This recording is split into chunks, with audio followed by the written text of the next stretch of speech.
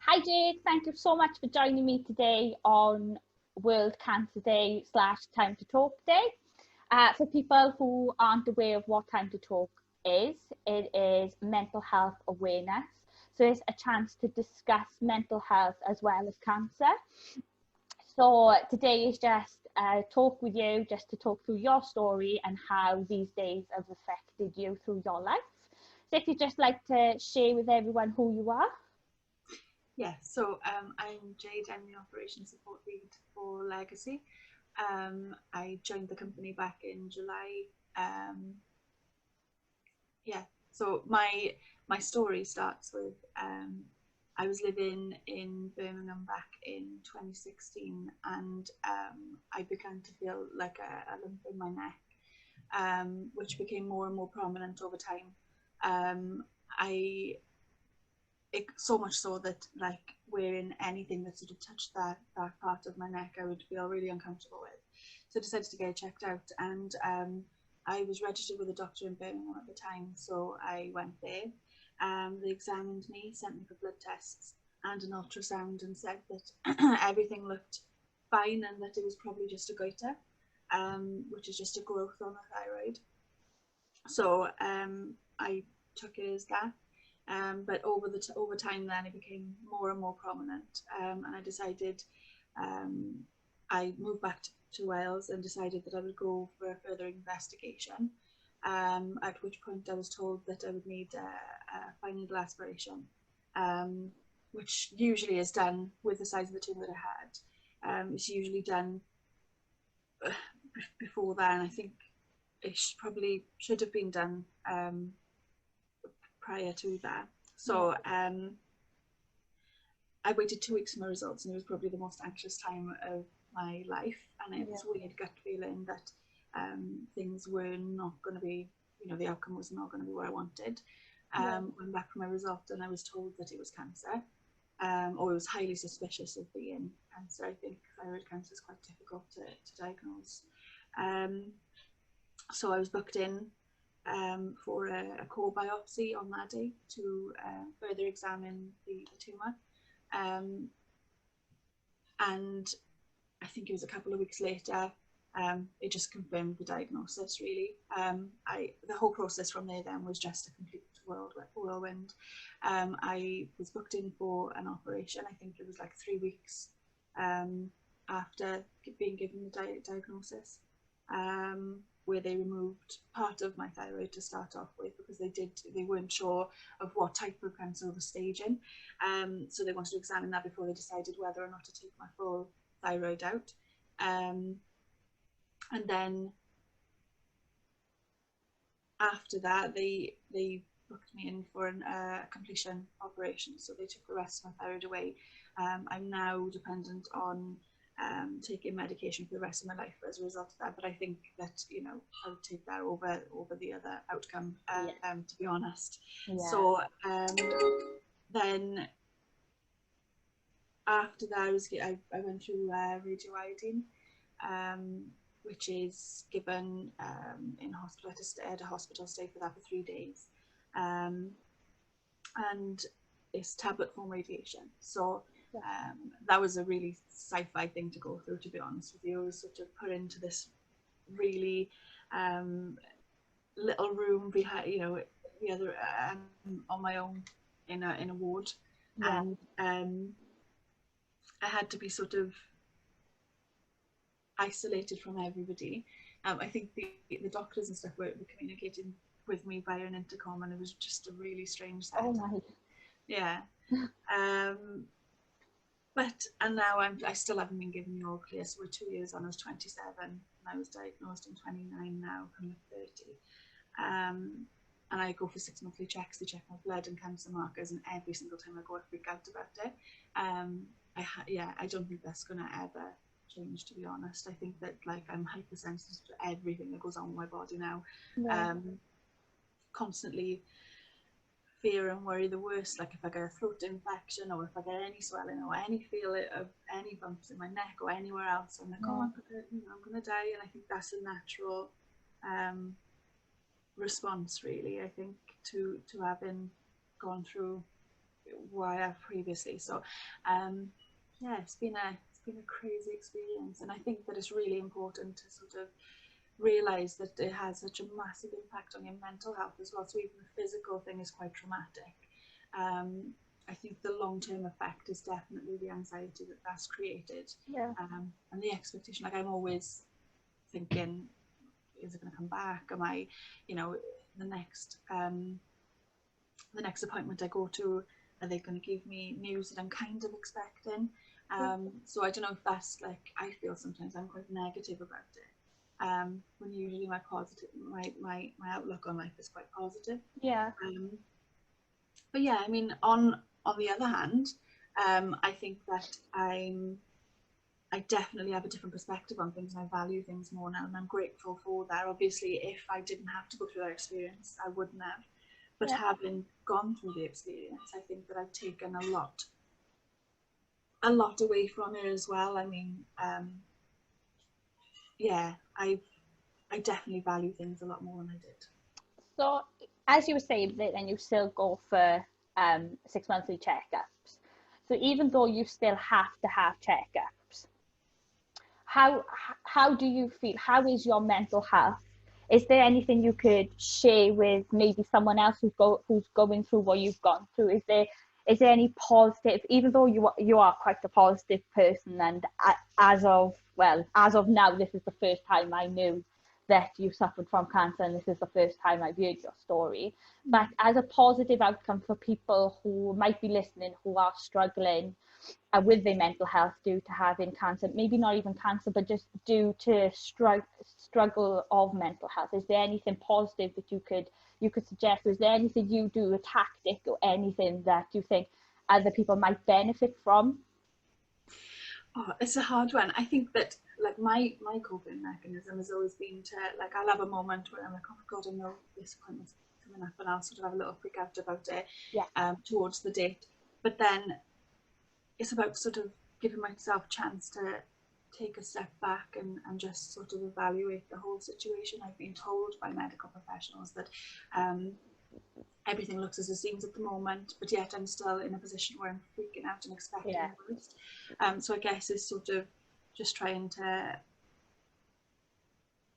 I don't know, just trying to look at it from a different perspective then. And I know that our natural instinct is to freak out and feel terrified, because it is a massive thing.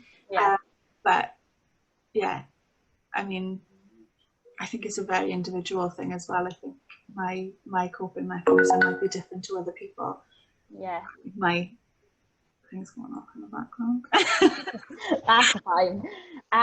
But yeah, no, your story, well, at such a young age as well, you don't hear of people, of youngsters then speaking up about their cancer experience. You don't hear many people at the age of 27 who's experienced what you've experienced and have come out the other end shining, absolutely shining. Like I said, I've known you now since July. We work together, work in the same office. Okay, we haven't for a while because of COVID, but I never would have known that you'd gone through such a tough time, gone through that experience, because you're such a positive person and you're full of energy, and you never would have said that you've gone through such a awful thing. I never would have, literally, until you said to me, you came to me and said, Sioned, I really want to speak about my experience. I was like, what experience? I never would have guessed. And I'm so glad that you have spoke today to me, and you wanted to share your story with Legacy's social media, because I think there's a lot of people out there who want to share their story, but it's just the step of actually taking it to share their story. It's such a brave thing to do. I don't think I'd have the courage to do it if I had to go through anything like that. And I really take my hat off to you, and your story is amazing. Like, to be away as well in Birmingham and then move back to Wales and deal with all of that, as well as suffering on top with the pain and everything. It's just such an amazing story, and that for you to come out on top as well, which is brilliant as well. That there's a top. a weird part of it is that like you always have this thing. I remember at the time that I was diagnosed, one of the girls that I went to school with, we weren't really close, but I know that her partner was diagnosed with cancer, and it was a very late stage cancer, and it did eventually take her life. And I think that that's something that like it freaked me out, because obviously I was going through cancer myself. But at the same time, I've always got this thing of like, they say, I read about it, they talk about like survivor's guilt, and something I've experienced myself, where I'll sort of think, why, like I can't sort of make the connection in my head as to why my outcome was so different. And also I always sort of play my thing down as well, where I'll sort of be like, well, I know people that have gone through worse, or they've had worse forms, or they've had this, or theirs is more aggressive than mine. And then I'm always like having a word with myself about how sorry I feel for myself, really, because I don't think I feel sorry for myself. I think that, but that does go through my mind, where I guilt myself for feeling a certain way or being anxious about something that's not, massively aggressive. But that's just down to luck. I was just lucky. But yeah, I mean, it's not all negative. I think that, like I said just now, I think I definitely have a different outlook on life, and I think that there's definitely an appreciation of like sort of living for today, and I tend to make decisions on that basis as well. I'm quite emotionally driven, and that's always been in my nature anyway, but even more so now, having had that experience, because like none of us know what's around the corner, and I certainly wasn't expecting to be diagnosed with cancer at 27. So yeah, it was a weird one.